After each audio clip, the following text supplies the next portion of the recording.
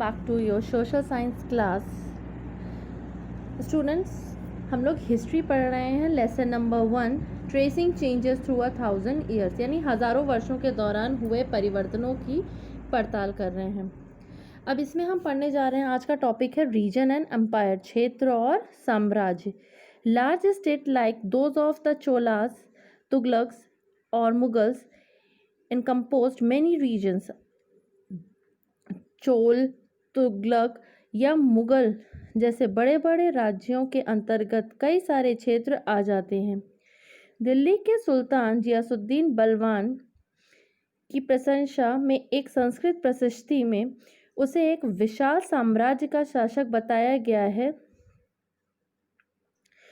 which that stretch from Bengal, जिसे गोद कहा जाता था, in the east to Ghazni in Afghanistan in the west and include all the South India यानी द्रविड़ा.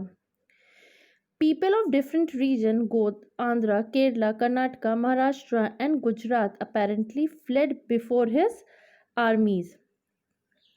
गौड़, आंध्रा, केरला, कर्नाटका, महाराष्ट्र, गुजरात आदि विभिन्न क्षेत्रों के लोग उनकी सेना के आगे पलायन कर जाते थे.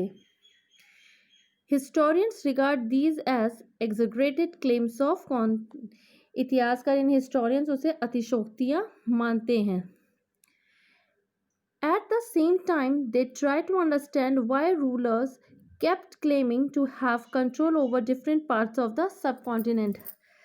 साथ ही वह यह भी जानने की कोशिश या समझने की कोशिश में लगे रहते थे कि शासक लोग इस उपमहाद्वीप यानी सब कॉन्टिनेंट के विभिन्न भागों को पर अपने अधिकार का उल्लेख क्यों करना चाहते थे.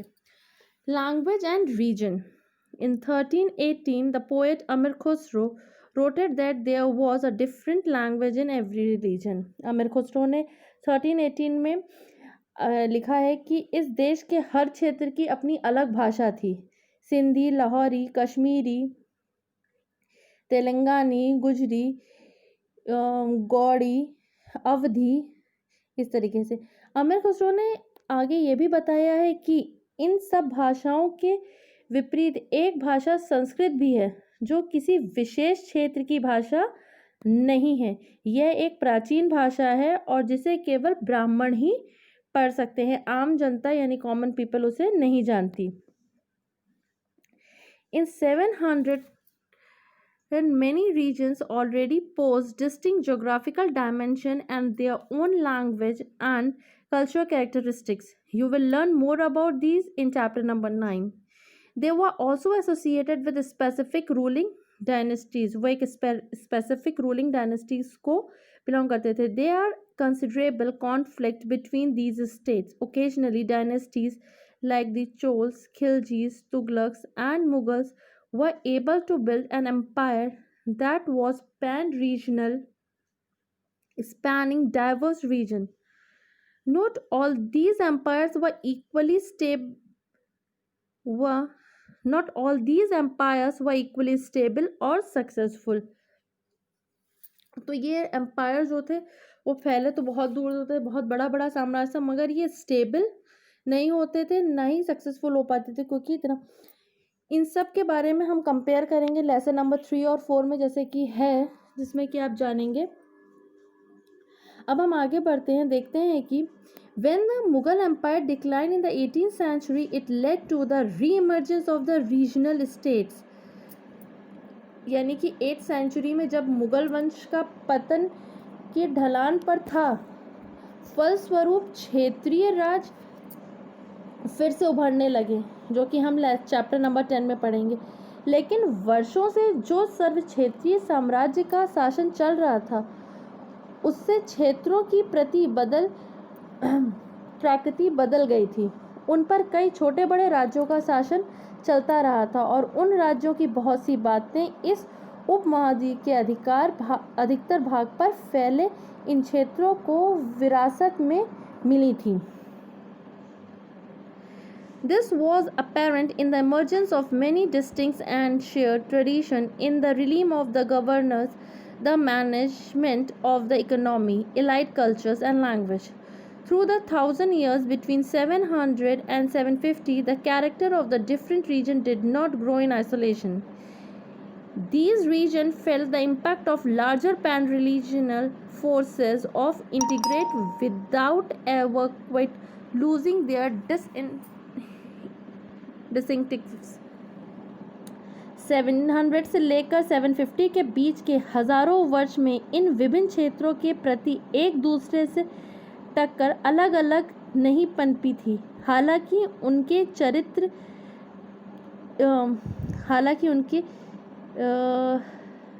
की अपनी विशेषताएं बनी रही थीं, मगर समन्वय की सर्वक्षेत्रीय ताकतों का प्रभाव भी उन पर पड़ता रहा था। Old and new religion.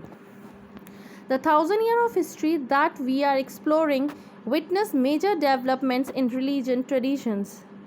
People believe in the divine was sometimes deeply personal, but more usually it was collective. इतिहास के जिन हजार वर्षों की पड़ताल हम कर रहे हैं, इसके दौरान धार्मिक परंपराओं में भी कई बड़े परिवर्तन आए।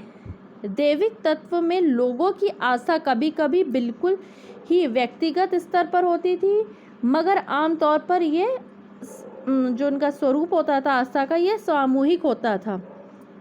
किसी दैविक तत्व की सामूहिक आस्था यानी धर्म प्रायः स्थानीय समुदाय के सामाजिक और आर्थिक संगठन से संबंधित होती थी, यानी सोशल एंड इकोनॉमिक। जैसे जैसे इन समुदायों का सामाजिक संसार बदलता गया, वैसे वैसे ही इनकी आस्थाओं में भी परिवर्तन आता गया। It was during this period the important changes occurred in what we call Hinduism. आज हम जिसे हिंदू धर्म कहते हैं, उसमें भी इसी युग में महत्वपूर्ण बदलाव आए।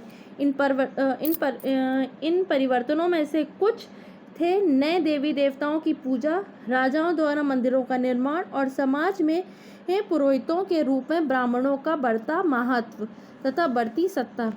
अब ब्राह्मणों का जो उनकी इम्पोर्टेंस थी, उसके बढ़ने का सबसे बड़ा मेन कारण था उनकी जो नॉलेज थी संस्कृत के प्रति, यानी कि संस्कृत में जो उनका ज्ञान था, और उसको जो their position was consolidated by the support of their patrons, new rulers searching prestige।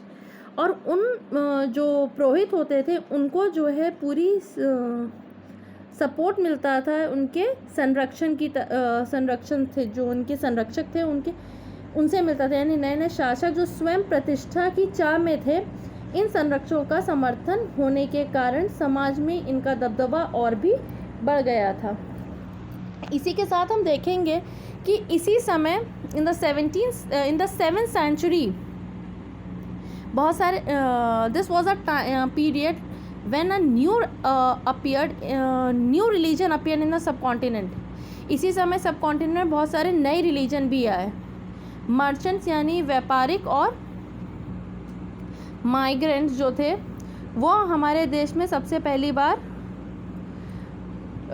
Teachings of holy Quran लेकर के आए to India in the 7th century।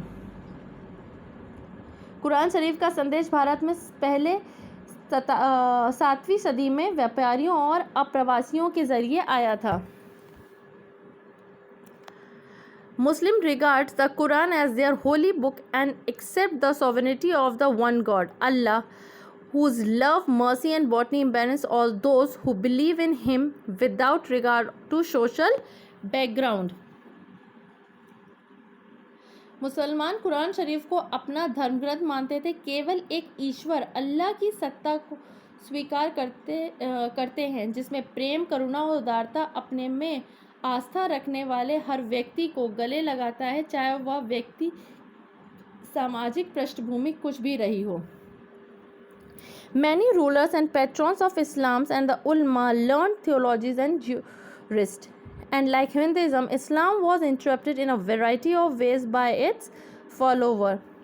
There were the Shias Muslims who believed that the Prophet Muhammad Sallallahu Alaihi was the legitimate leader of the Muslim community, and the Sunni Muslims who accepted the authority of the early leader Khalifas of the community and the succeeding Khalifas.